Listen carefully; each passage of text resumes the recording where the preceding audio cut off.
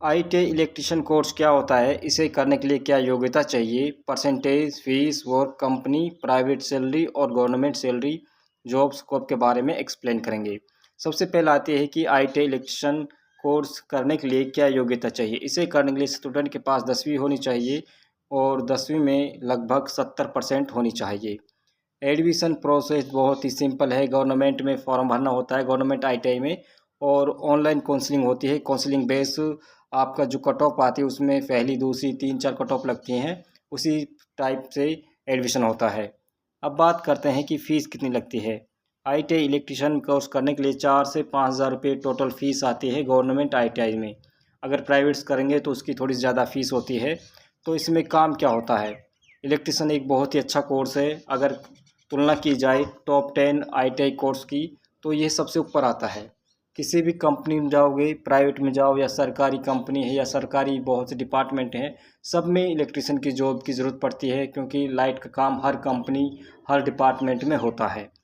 अब कंपनी में भी क्या काम होता है। कंपनी में जैसे कि केबल लाइन फूक जाती हैं, बोर्ड ख़राब हो जाते हैं, या फिर कोई मशीन में शॉर्ट हो जाता है, उसे ठीक करना, वहाँ तक लाइट सप्लाई करना, तार को चेंज करना, कनेक्शन ठीक करना, कनेक्शन लगाना, ये सारे किस में आते हैं, इलेक्ट्रीशियन में आते हैं।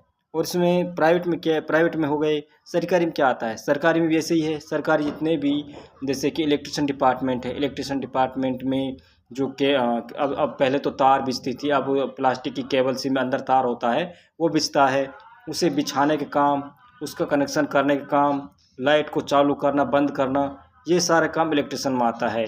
इसे कौन करता है, एक इलेक्ट्रीशियन आईटीआई होल्डर करता है। अब बहुत ज़्यादा जितनी भर्तियाँ निकलते हैं, क्या मांगते हैं, आईटीआई इलेक्ट्रीशियन। जो आईटीआई करके अपनी कंप्लीट आईटीआई करता है, उनकी डिमांड करते हैं अब सरकारी जितने भी डिपार्टमेंट हैं, और ज़्यादा करके जितने भी अपने ये होते हैं इलेक्ट्रीशियन डिपार्टमेंट इसमें। और प्राइवेट में भाई प्राइवेट कंपनी काम होता है, इसमें बहुत ही ज़्यादा स्कोप है। सैलरी की बात करें तो सैलरी क्या मिलती है, पहले सैलरी से पहले बात करते हैं कि कौन कौन से डिपार्टमेंट में जा सकते हैं।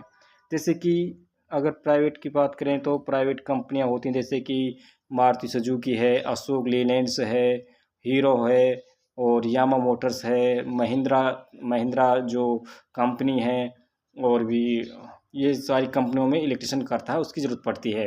अब बात करते हैं गवर्नमेंट सेक्टर में। गवर्नमेंट सेक्टर जैसे कि हम अपना सबसे बड़ा हमारा जो इलेक्ट्रीशियन डिपार्टमेंट है, उसमें आईटीआई जो होल्डर होता है उसे मांगते हैं।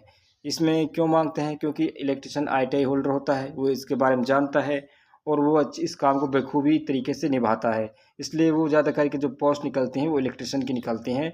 ये तो एक डिपार्टमेंट हो गया। पीडब्ल्यूडी है, पीडब्ल्यूडी में भी इलेक्ट्रीशियन की पोस्ट निकलती हैं। और जितने भी गवर्नमेंट, डीआरडीओ है, भेल है, रेलवे है, इस सब में क्या होती है, जितने सरकारी कंपनी में, इसमें सरकारी कंपनियां और सरकारी डिपार्टमेंट है, सब में जॉब निकलती है इलेक्ट्रीशियन की। अब बात करते हैं कि सैलरी प्राइवेट में क्या मिलती है और सरकारी में क्या मिलती है।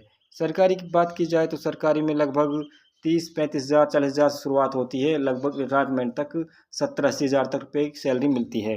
और गवर्नमेंट सरकारी होगी तो। और प्राइवेट में क्या मिलती है, प्राइवेट में होता है जैसे कि अपने जैसे मारुति सुजुकी है, इसमें शुरुआत में 10 से 15 हज़ार रुपये देंगे, ठीक है। और बाद में क्या होता है कि जैसे एक्सपीरियंस होता जाता है, या हीरो अपनी कंपनी हीरो होंडा है, या फिर अशोक लीलैंड से शुरुआत में कम मिलती है, लेकिन बाद में तनख्वाह बढ़ती जाती है।